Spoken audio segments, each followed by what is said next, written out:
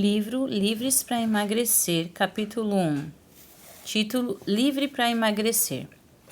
Carole estava com 40 quilos acima do peso normal. Sentia-se como perdida, com raiva de tudo e de todos, e suas esperanças chegavam ao fim. Achava que não havia mais solução para seu problema. Sofria terrivelmente com excesso de peso, mas continuava a comer desenfreadamente e a se deleitar em suas comilanças. Vez por outra, ela e suas amigas, também gordas, faziam o que chamavam de engordar o porco. Iam a um restaurante onde se empanturravam, depois passavam a outro e assim sucessivamente por vários restaurantes, comendo muito em cada um, a ponto de quase não conseguirem andar.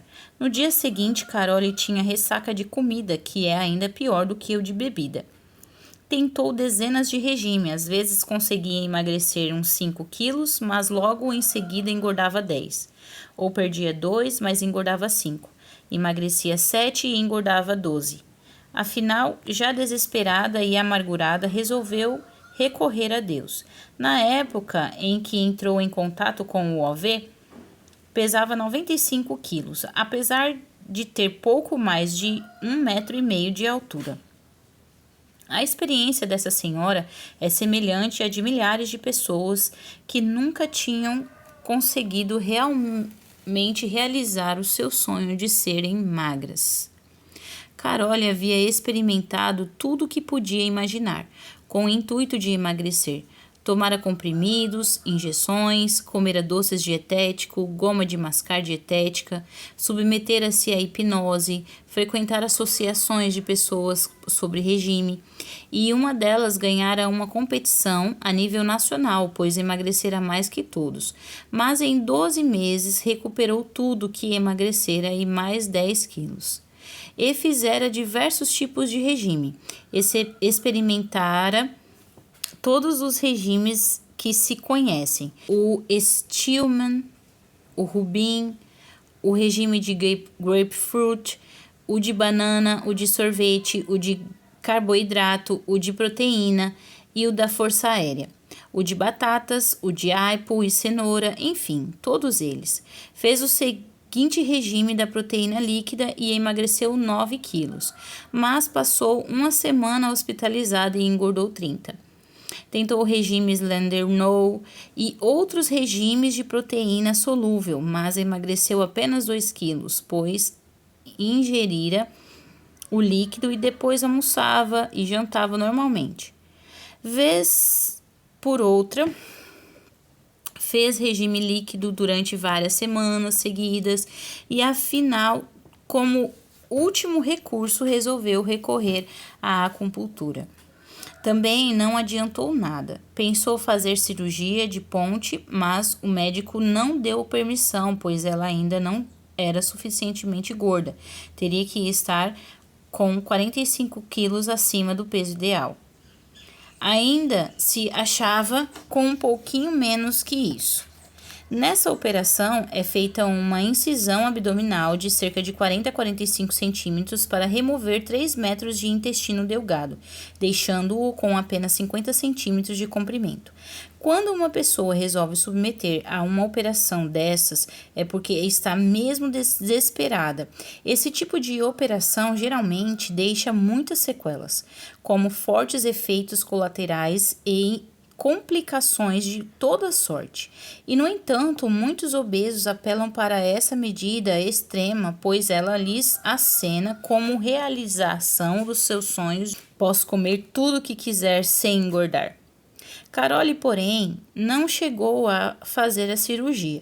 Ouviu falar de uma senhora de Arden Hills, Minnesota, que tivera uma experiência vitoriosa, pois emagrecera mais de 50 quilos e ensinava o processo a todos que quisessem emagrecer.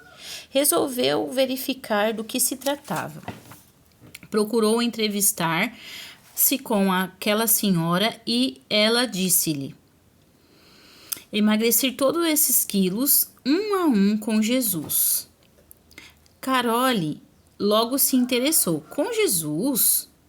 Isso mesmo, com Jesus, explicou Neva.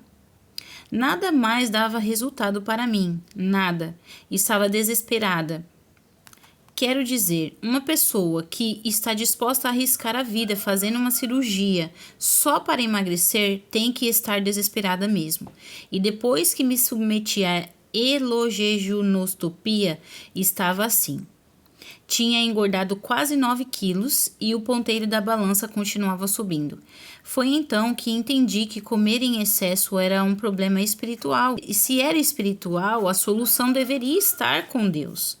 À medida que ela falava de sua experiência, Carole se sentia mais e mais interessada, fascinada pela personalidade vibrante daquela bonita senhora, que usava uma blusa longa com cinto e uma saia de lista horizontal. Na semana seguinte, filiou-se ao OV, uma associação cujo principal objetivo é o emagrecimento e que fora organizada a partir do sucesso que Neva Coley obtivera com seu método. E a história de Carole não termina aí. Ela começou a assistir às reuniões do OV, a seguir as instruções que recebia, e Deus a atendeu às suas orações. A cada semana, na hora da pesagem, registrava uma nova marca, sempre com alguns quilos a menos. Cerca de 6 meses e meio depois, havia perdido 31 quilos. Seu sonho de ser magra estava quase realizado. Como Neva, diz ela, eu queria ser apenas, pelo menos, como a média das pessoas. Detestava ser chamada de gorda, mas a mais interessante parte do processo é a que vem a seguir. Na verdade, ser magra é resultado de uma outra vitória que obtive, e que é a verdadeira vitória para mim, explica. É a vitória contra o ego e contra a disposição de ceder ao prazer carnal. E muitos dos membros do OV narram com toda sinceridade como Deus os ensinou a superar sentimentos negativos como raiva, temor, ciúme, solidão, frustração durante o processo de emagrecimento. Todos acham maravilhoso ser magro e a concretização de um sonho.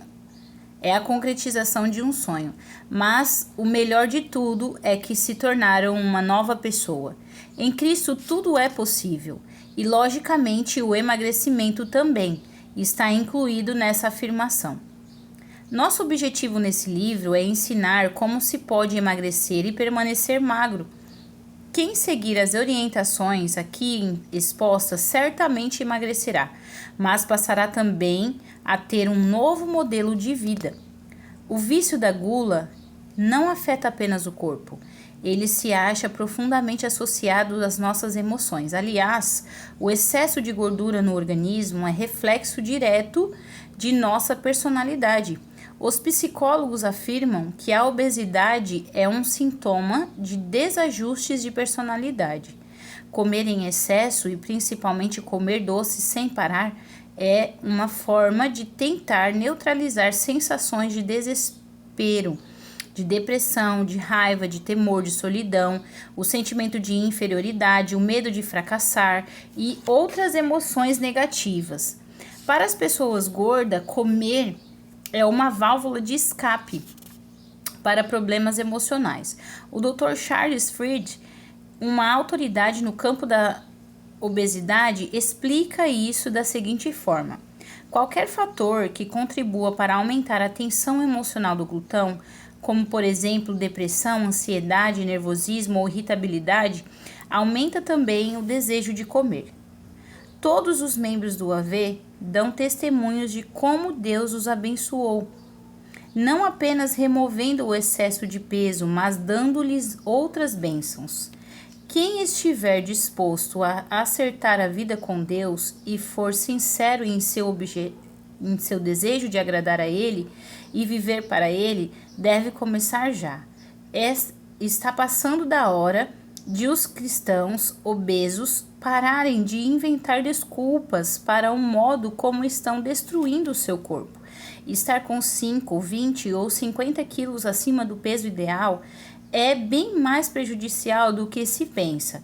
O Dr. Frederick Stare do Departamento de Nutrição da Universidade de Harvard afirma que até mesmo um excesso de peso pouco significativo, como de 5 quilos, por exemplo, pode implicar na redução de 5 a 10 anos no tempo de vida de um indivíduo. Esses 5 quilos já bastam para colocá-lo na faixa de risco. Mas a glutonaria não prejudica apenas o corpo. Na verdade, a alma também sofre. Infelizmente, a obesidade não é encarada como um mal. Se uma igreja há um alcoólatra ou um viciado, ou até mesmo na sociedade um drogado, todos se alarmam e reconhecem que ele está com um problema gravíssimo. Mas os obesos, os viciados em comida, são considerados normais. Mas será que Deus considera normal a obesidade? As condutas compulsivas, quando não causadas por enfermidade, são classificadas como psiconeuroses, e comer em excesso é uma prática compulsiva. E foi também por problemas desse tipo que Jesus morreu, para que nós, o seu povo, não precisássemos mais ser dominados por práticas compulsivas. Precisamos então indagar a nós mesmos: comer demais é pecado? Qual é, dirá alguém. Nunca achei que meu excesso de peso fosse pecado. Creio que em Cristo sou livre para ser como sou. Ele me ama de qualquer jeito, gordo ou magro. Pertenço a Jesus e ele me ama. Que diremos, pois? Permaneceremos no pecado para que seja a graça mais abundante? De modo nenhum. Como viveremos ainda no pecado nós, os que para ele morremos? Romanos 6, 1 e 2. O obeso pode afirmar isso da boca para fora, mas no fundo não crê que seja amado. E esse é o outro motivo que leva alguém a empanturrar-se. A comida faz o papel do consolador. Outra coisa que muitos obesos dizem é: amo ao Senhor e quero servi-lo e obedecer-lhe. E aí está o segredo de uma vida dinâmica, cheia de poder, a obediência. Lemos em Gálatas 5:23 que uma das evidências da operação do Espírito Santo na vida do cristão é o domínio próprio. Então, obedecer a Deus significa ouvi-lo dizer: não coma isso, e atender a essa ordem. Será que preferimos comer em excesso do que permitir que o Espírito Santo assuma o controle de nosso apetite? O desejo obsessivo por comida é algo que nunca se sacia, e qualquer desejo desenfreado é pecaminoso. Um excessivo desejo por comida é tão errado como sentir lascívia por outra pessoa. Outra forma errada de comer é fazê-lo com o objetivo de obter um falso sentimento de segurança, pois somente Deus pode nos dar a verdadeira segurança.